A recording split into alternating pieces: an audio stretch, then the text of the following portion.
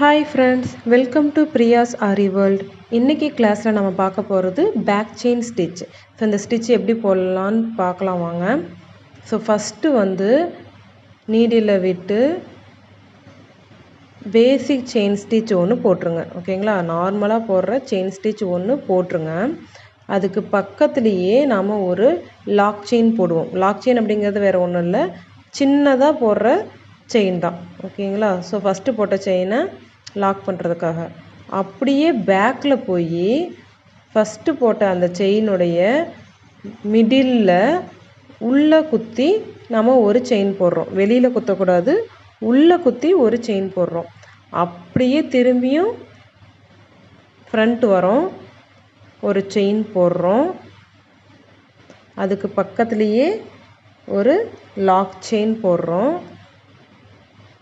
அப்படியே பேக் போய் மிடில் உள்ள ஒரு செயின் போடுறோம்.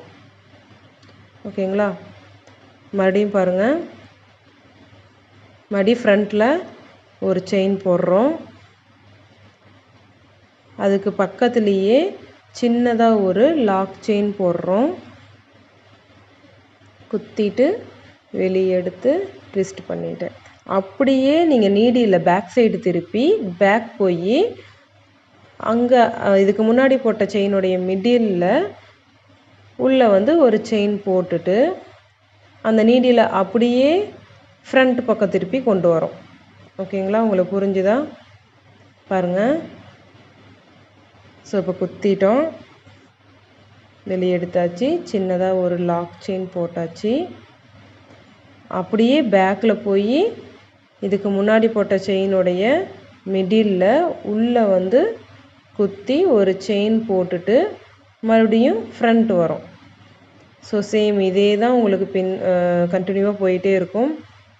ஸோ முன்னாடி போகிறோம், மறுபடியும் பேக்கில் வரோம், மறுபடியும் ஃப்ரண்ட்டில் போகிறோம், பேக்கில் வரோம். ஸோ ஃப்ரண்ட்டு பேக்குன்னு போயிட்டு வந்துட்ருக்கோம். ஓகேங்களா, ஸோ உங்களுக்கு புரியலைன்னா மறுபடியும் ஸ்லோவாக பாருங்கள், உங்களுக்கு கண்டிப்பாக புரியும்.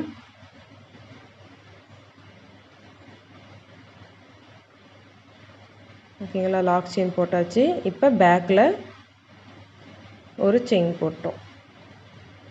ஓகேங்களா, ஸோ இப்போ லாங் செயின் போட்டோம். ஸோ இது பக்கத்துலேயே லாக் செயின் போட்டுட்டோம். அதோடைய பேக்கில் ஒரு செயின் போட்டோம். ஸோ இது எப்படி எண்ட் நாட் போடுறதுன்னு பாருங்கள். ஸோ இப்போ முடிச்சாச்சு. நல்லா நீளமாக த்ரெட்டை எடுத்துக்கிட்டு லைட்டாக ஒரு ட்விஸ்ட்டு பண்ணுங்கள் நீடியில். பண்ணிவிட்டு அந்த கடைசியாக போட்ட செயினை லைட்டாக அப்படி தூக்கி விட்டு இப்போ போட்டிருக்கிற இந்த செயினுக்குள்ளே விட்டு அப்படியே வெளியில் எடுத்துட்டோம்னா நமக்கு நாட் விழுந்துடும். ஓகேங்களா, புரிஞ்சுதா? இப்போ எப்படி போடுறதுன்னு ஒரு தடவை உங்களுக்கு ட்ரா பண்ணி காட்டுறேன் பாருங்கள், அப்போ உங்களுக்கு புரியும். ஃபஸ்ட்டு நம்ம ஒரு பெரிய லாங் செயின் போடுறோம், இது ஃபஸ்ட்டு. அதுக்கு பக்கத்துலேயே சின்னதாக ஒரு லாக் செயின் போடுறோம், இது செகண்டு. ஸோ நெக்ஸ்ட்டு அந்த லாக் செயின்லேருந்து அப்படியே பேக்கில் போகிறோம். பேக்கில் போய் இதுக்கு முன்னாடி போட்ட செயினுடைய கரெக்டாக மிடில் ஒரு செயின் போடுறோம், இது தேர்டு. ஓகேங்களா, சைடில் போடக்கூடாது, சென்டரில் தான் போடணும். ஸோ இதுதான் நம்மளுடைய மெத்தடு. ஸோ இதுக்கு என்ன ஷேப்பு போடணும் அப்படின்னு பாருங்கள்.